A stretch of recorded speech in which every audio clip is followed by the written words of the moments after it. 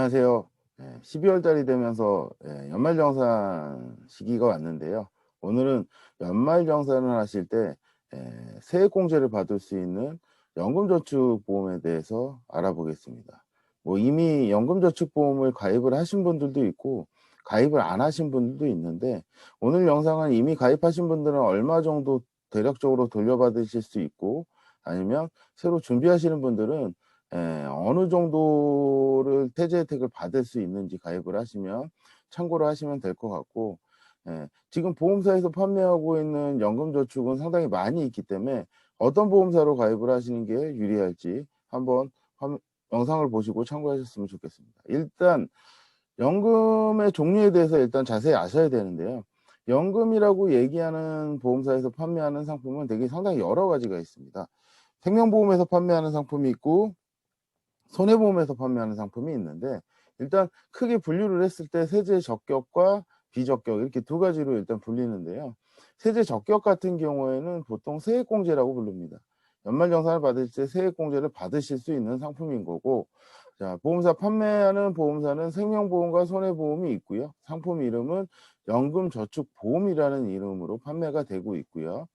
증권회사에서 판매하는 연금저축펀드, 이것도 세액공제를 받으실 수 있고, 그 다음에 여기에 안 나와 있는 개인퇴직연금도 세액공제를 받으실 수가 있습니다. 개인퇴직연금 같은 경우에는 보험사 상품과 같이 가입을 하시면 한도가 정해져 있는데요. 한도에 따라서 세율에 따라서 세액공제를 받으실 수 있다, 이렇게 생각하시면 될 것 같고, 그 다음에 여기 밑에 보시면 세제 비적격이라고 써 있습니다. 세제 혜택이 없는 상품인 걸 말하는 거고요. 보통 비과세 상품이라고 얘기하죠. 이 비과세 상품은 10년 이상 유지를 하셨을 때 세금이 아예 없는 상품을 얘기하는 거고, 보통 보험사에서 판매하고 있는 상품은 복리라고 얘기하는 공시율 연금보험이 있고, 그 다음에 재간접 펀드인 변액연금보험이 있습니다. 보시면 이 비과세 상품은 손해보험사에서는 판매를 할 수 없는 상품입니다. 그렇기 때문에 생명보험에 가입을 하셔야 되는 거고, 오늘 알아볼 상품은 이 생명보험이나 손해보험에서 판매하고 있는 이 연금저축보험에 대해서 일단 자세하게 설명을 한번 해드리겠습니다. 일단 여러분들이 이 상품에 가입을 하실 때 아셔야 될 게 뭐냐면, 일단 소득 금액입니다. 개인의 소득 금액. 보통 5,500만 원 이하였을 때 세율은 15%다. 그 다음에 5,500만 원에서 1억 2천 정도 소득 금액이 있으시면 나의 세율은 12%다. 그 다음에 1억 2천만 원이 초과하시는 분들 같은 경우에 나의 세율은 12%다. 이렇게 알고 계시면 되는데, 이게 이제 세율로 따지니까 조금 어렵잖아요. 그래서 밑에 여기 보시면 세율이 15% 구간에 들어가시는 분들 같은 경우에는 내가 연말정산을 받았을 때 아예 나라에다 세금을 한 푼도 내지 않는다.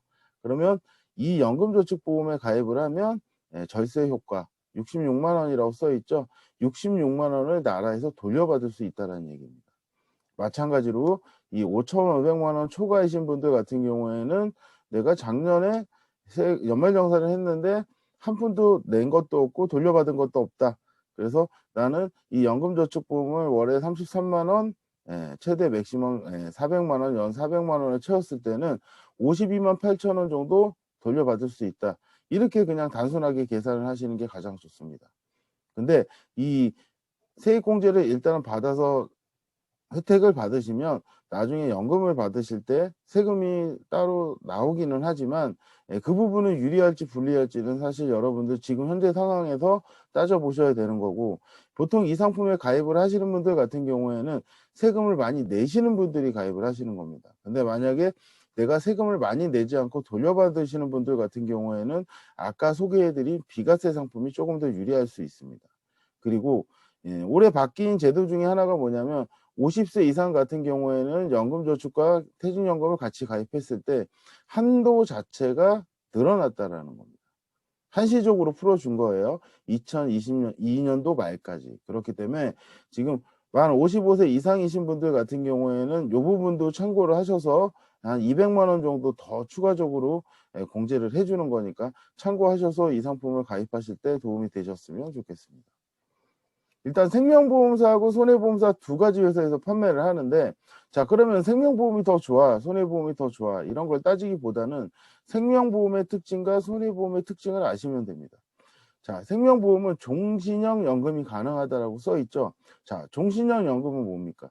보통 내가 뭐 65세 정도의 연금 개시를 했는데, 나중에 100세까지, 100세 이상도 살 수 있는 거잖아요, 사람이. 그랬을 경우에는 생명보험은 사망할 때까지 종신형으로 연금을 줄 수 있는 기능이 있다. 자, 확정형이라고 얘기하는 건 나는 5년만 연금을 받을게요, 10년만 받을게요, 15년만 받을게요, 이렇게 딱 확정해서 정해놓고 연금을 받는 것도 가능하다라는 거고요.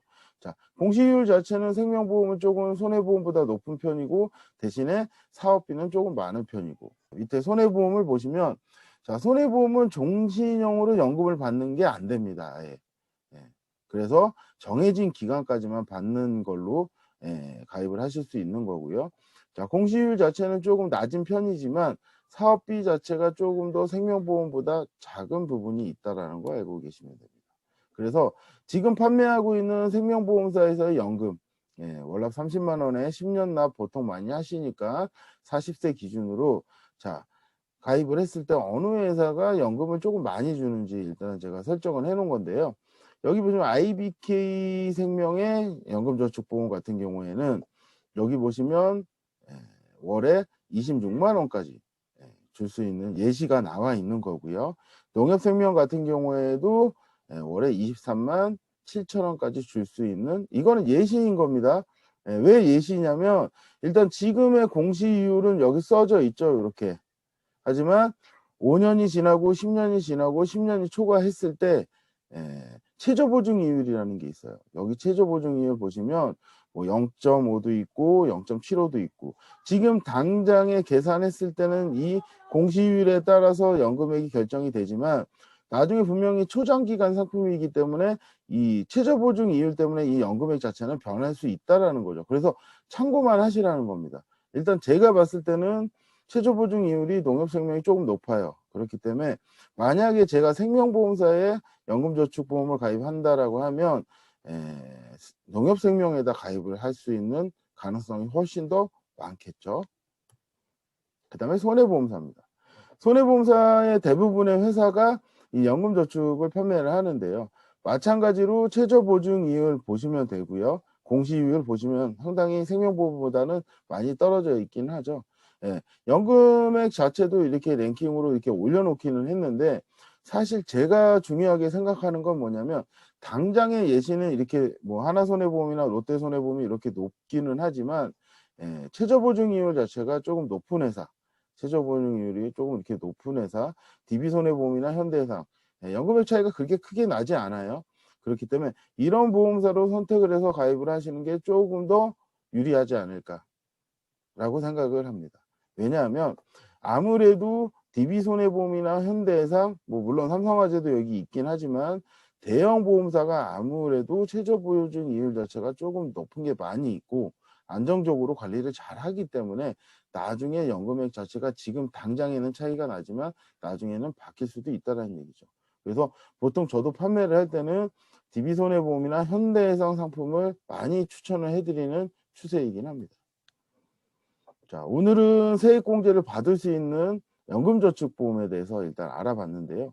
보통 직장인들 같은 경우에는 13차월의 월급이라고 불리죠.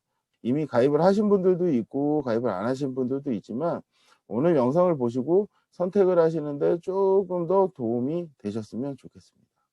오늘 영상 여기서 마치겠습니다. 감사합니다.